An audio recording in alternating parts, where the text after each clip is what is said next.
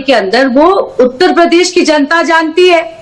अजय बिष्ट जी को कितनी बारी दिल्ली बुलाया गया मुलाकात करने के लिए, प्रधानमंत्री के साथ वो आए नहीं, और ये हाल हो गया कि प्रधानमंत्री की तस्वीर को भी उत्तर प्रदेश के अखबारों में जो एडवर्टाइजमेंट होते हैं उससे मोदी जी का जो छवि उसको उड़ा दिया गया।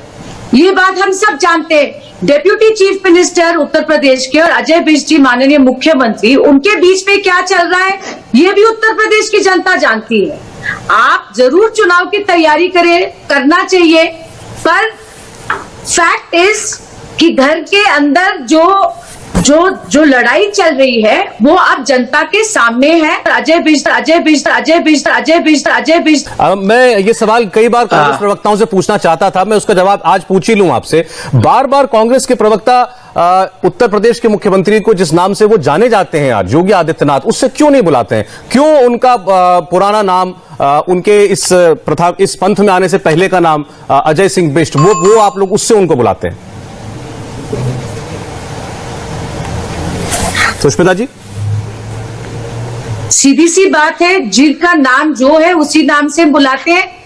अजय बिष्ट जी ने कहीं इनकार किया क्या? उनका नाम अजय बिष्ट है। आप इलेक्शन कमीशन ऑफ इंडिया जिस ऑर्डर के तहत अजय बिष्ट जी को बैन किया गया था उसमें भी अजय बिष्ट का नाम लिखा था इलेक्शन कमीशन ऑफ इंडिया ने। तो ये सवाल कांग्रेस पार्टी के प्रवक्ता से क्यों कर रहे हैं? नहीं, मैंने तो सिर्फ ये कहा पूरी दुनिया उनको योगी आदित्यनाथ ही बुलाती है, लेकिन कांग्रेस का कोई आदमी उनको इस नाम से नहीं बुलाना चाहता।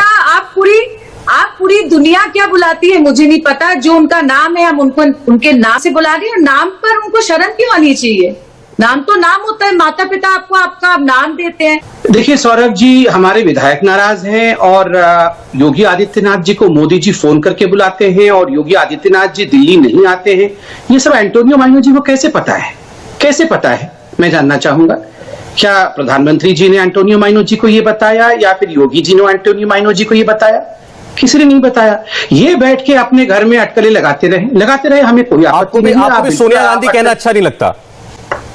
नहीं, ऐसा कुछ नहीं है। नाम में क्या रखा है? माता पिता ने नाम दिया है एंटोनियो माइनो इतने प्यार से, जैसे अजय बिष्ट नाम दिया है माता पिता ने इतने प्यार से, तो एंटोनियो माइनो भी तो बड़े प्यार से ही नाम दिया है ना। तो इसमें क्या बुराई है? एंटोनियो माइनो तो अच्छा नाम है, सुंदर सा नाम है, इसमें क्या बुराई है? मुझे नहीं लगता सुष्मिता जी इसका बुरा मानती है। माता पिता ने ही नाम दिया है, तो मैं आप उनको एंटोनियो माइनो ही बुलाऊंगा, क्योंकि माता पिता का नाम सर्वोपरि होता है। तो आप बताइए, ये सारी चीजें एंटोनियो माइनो जी को किसने बताया? मोदी जी ने बताया या फिर योगी जी ने बताया? कि आपने भारत के प्रधानमंत्री को भारत के प्रधानमंत्री को फैसिस्ट कह रही हैं और डिक्टेटर कह रही है। ठीक है, बोलिए। बिल्कुल कह रही हूँ संबित पात्रा। चलिए, अब मैंने पूरा सुना और देखिए सौरभ जी, मैं एक व्यक्तिगत कन्फेशन करना चाहता हूँ। मैं ये कन्फेशन करना चाहता हूँ, कितना मुश्किल होता है ये सब सुन के शांत रहना और बिल्कुल मुस्कुराते रहना, जब कहा जाता है कि भारतवर्ष आज एक डिक्टेटोरियल कंट्री हो गया है और भारतवर्ष के जो राष्ट्राध्यक्ष हैं वो एक फासिस्ट हैं और वो डिक्टेटर है। मैं आपको बताता हूँ फासिस्ट और डिक्टेटर क्या होता है। सुष्मिता देव जी तो एक बड़ी नेत्री है कांग्रेस पार्टी की, संजय निरुपम भी उन्हीं के कद के नेता है, और संजय निरुपम जी कांग्रेस दर्शन, कांग्रेस पार्टी की जो मुखपत्र है, कांग्रेस पार्टी का जो पत्रिका है उसका नाम है कांग्रेस दर्शन। आज से लगभग 6 साल पहले संजय निरुपम जी ने एक आर्टिकल लिखा था कांग्रेस दर्शन में कि what is the definition of fascism, और उसमें लिखा था कि एंटोनियो माइनो जी के पिताजी स्टेफेनो माइनो मुसोलिनी के लिए काम करते थे और एक फासिस्ट थे, और काफी समय उन्होंने रशिया के जेल में बिताया क्योंकि उन्होंने कई लोगों के हत्या की साजिश की और फासिज्म को आगे बढ़ाया। दैट इज फासिज्म, कई लोगों की हत्या करना, मुसोलिनी जैसे व्यक्ति के साथ काम करना, कंधे से कंधे मिला करके डेमोक्रेसी की हत्या करना और इसके लिए जेल में समय बिताना। ये मैं नहीं कह रहा हूं, ये संजय निरुपम जी ने कांग्रेस के मुखपत्र कांग्रेस दर्शन में लिखा है और ये पब्लिकली अवेलेबल डॉक्यूमेंट है, आप पढ़ सकते हैं। नाम फिर से रिपीट कर दूं, स्टेफेनो माइनो, जो कि एंटोनियो माइनो जी के आदरणीय पिताश्री हैं इटली में। चर्चाएं ये है संबित पात्रा जी कि ये अब जो मुलाकातों का सिलसिला शुरू हो रहा है, ये मुलाकात है या पेशी है? क्योंकि बहुत सारे कयास लगाए जा रहे थे, लखनऊ में बहुत बैठकें हुई थी,